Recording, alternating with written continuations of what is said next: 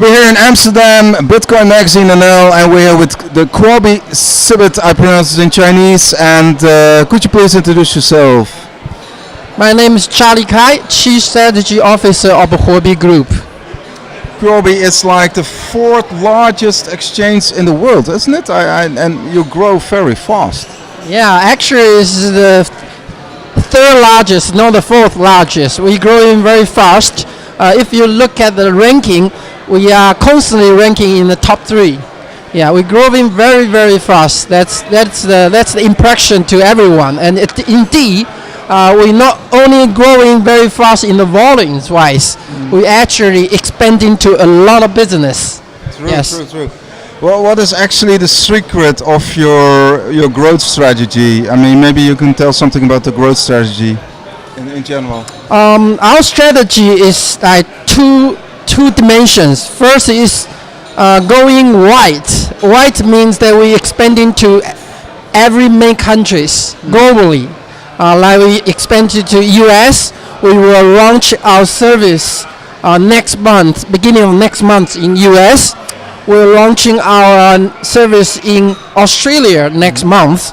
We also incorporated in UK and other countries like Thailand, like Canada, Brazil. So this is one dimension we go wide. Another dimension we go deep. We not only build our solid exchange, but we also have like Huobi Capital, Huobi Wallet, Huobi Chain, Huobi Mining Pool Services, Huobi Wallet, and Huobi Lab, and also Huobi Research and Huobi News. So we are not only the exchange, but we are building the whole ecosystems. Okay. That's why we go very fast. Okay. And I think one of the key points of exchange, actually centralized exchange, is security, of course. We've seen with last week with also the hack of BitTump and CoinRail, like security is like a key feature. I mean, Right. It's about trust. Right, it's about trust. So you may not know that how many exchange in the world for in this crypto industry, but most of the exchange they lack of securities, so they will be hacked and gone.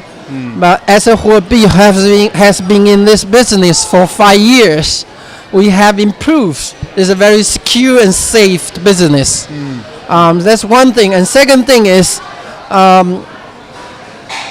people always think that centralized security is more secure, which is not. It actually centralized exchange is less security than decentralized, because decentralized exchange, it was not easy to hack the whole system, but because you collect all the assets in one place, then it's easy to hack in one place, right?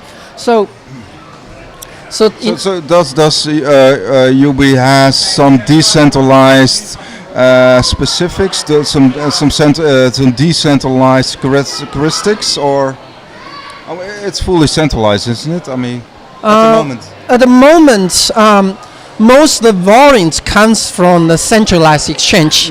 The reason comes from couple aspects. One aspect is the execution speed. Like a trader here, quant trader, and the regular investors, they want to instantly get the trade result. This is only happened in the centralized exchange. If you go to the decentralized exchange, it will take a couple minutes for it to recognize the trade and execute the trade. So that's one reason. And second reason is the cost of a centralized exchange is cheaper. The trading, the energy costs, and the trading cost, the transaction fee is less than the decentralized. So if you weigh the security versus the cost, then actually the costs win in the end. I mean, a decentralized exchange is more secure but more expensive. More expensive and more slow, very slow. Very slow. But however, decentralized has a very good one advantage called transparency. you can see any transactions in the decentralized exchange, but centralized exchange is like a black box. You don't see what happened inside. Yeah, so that's the pro and cons. But in current stage, the decentralized exchange need more technology to improve. Otherwise, I don't see that any in the near future that the decentralized exchange will replace the centralized exchange. Yeah, okay. Yeah, because one of the things, I mean, speed, of course. End of last year was like a hype, a Bitcoin $20,000, and the exchanges need to stop admitting clients. Can you actually say that you expect no delays at all, or No delay for what? like of your service? Like if the Bitcoin goes to 20,000 again, can you how do you say? Can you experience no delay? Okay. I think our technology have been improved significantly, so we definitely won't have any delay if the Bitcoin's price goes up to the 20,000s.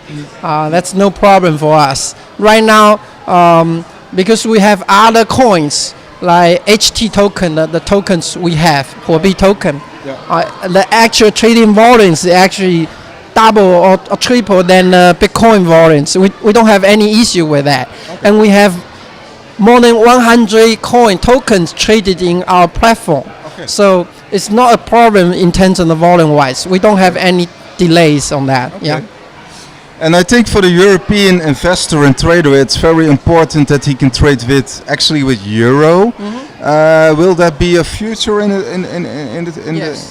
your service? Yes. In Europe? Yes. We actually actively working on UK and EU projects. We already incorporate the EU, and we are looking for to set up a connection to the European banks, so we can have investor can use Europe to buy directly the Bitcoins. So they can just easily make the customer easy rather than they have to change to USD dollar and then buy the Bitcoins. Yeah. Okay, cool. Because are you in talks with like EU regulations or like EU authorities? I would leave these regulations to my compliance officer. He's gonna be the best person to answer the question. Okay.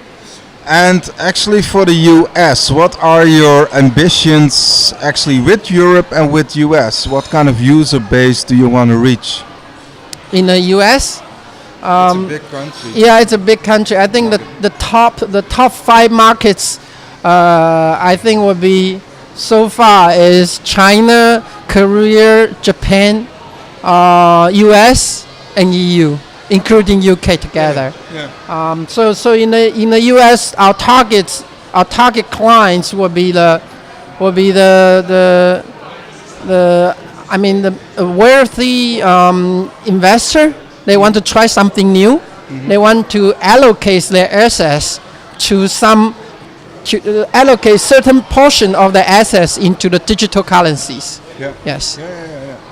Okay, so and like the whole model of, for instance, eToro or other brokers, like they offering like commodities and shares and crypto assets. Do you also want to actually offer commodities and shares?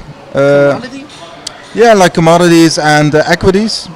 For commodity securities.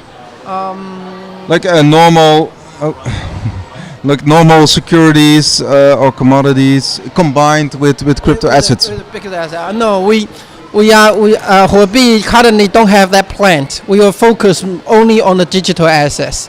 Our goal is to be the global leading digital assets. Yeah, not global leading. Not beyond the digital assets. Yes. And how many users do you have right now? Users, we have more than 5 million. 5 million users. Yeah. And what is your ambition for the next 5 years? Be honest, 5 years is too long to say. Maybe next year. Maybe next year. Our goal in next year is we'll build the whole ecosystem that can have the customers go to our company, go to our Huobi, they can have full service in terms of digital assets. They can buy and sell. They can put a digital assets in our custody.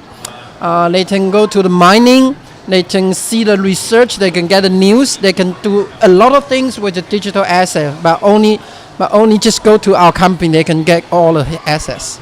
Yeah, so for instance, as a private investor, can I invest in a mining operation as well via Huobi or? Yes, we have this Huobi pool is provide the financial service to the mining user. Yes. So for instance, I pay like I don't know, $50 per month, and I get like how does it work? I mean, is it like a subscription model? Or you have to invest like a base amount? No, this mining service is more. You are asking the mining service, right? Yeah. The mining service is more for those those professional miner, not for the regular miner. They need a lot of mining powers to get involved with this service. You cooperate with Bitmain or? Yeah, we have a lot of big miners. They work with us. Okay. Yes. Just a few questions. And actually, you have the mining and the other services. What I was thinking about. Actually, the Huobi Pro. Maybe you can tell something about the Huobi Pro. You have this Huobi Pro program. Huobi Pro is an exchange that doing coin-to-coin trading. Purely coin-to-coin trading. Compared to the Huobi OTC, is the local peer-to-peer fiat to crypto trading. So if you go to Huobi Pro, you will see like more than 100 pair of these coins. But you have to have your coin or the crypto before you can do the trading. But OTC is something that if you have your currency, you have Europe. But you want to go into this market, you have to go to OTC to buy some crypto. Then you can switch Pro to buy to exchange to other coins. Yes. And actually, the one question. Actually, oh yeah, that's what I wanted to ask. The exchanges are of course quite vulnerable. And I forgot my question. We will edit it. I forgot about it. But what's actually your personal motivation to be in this space? I think I really feel this is very exciting industry. You learn a lot. You grow very fast. You grow with the company. You grow with the industry, and that's the motivation I want to be in this industry. How is the atmosphere in China? Is it crypto minded? In general, yes. It was very hot in China in this industry. Yes. But and maybe you can, because the ICOs of course are forbidden. Right. So, but you can still trade crypto in China, or you can still trade in China, but you cannot issue that in China. It is banned by issuing. You cannot issue ICO in China, but you can trade ICO in China. That's fine. Yeah. Okay. I can just last question, and then how much does it cost for an ICO to be listed on your exchange? That's a good question. I don't know the answer. Be honest, I don't know the answer. I mean, you say it was charged by different departments, and they have different policy. It really depends on a lot of conditions and criteria. Yeah. They don't have a specific price for it.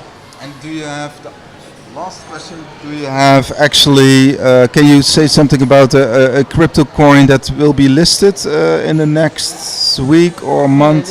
This is something confidential. I cannot say it. Okay. Just try. Okay. Thank you so much. Thank you. Okay. Thank you.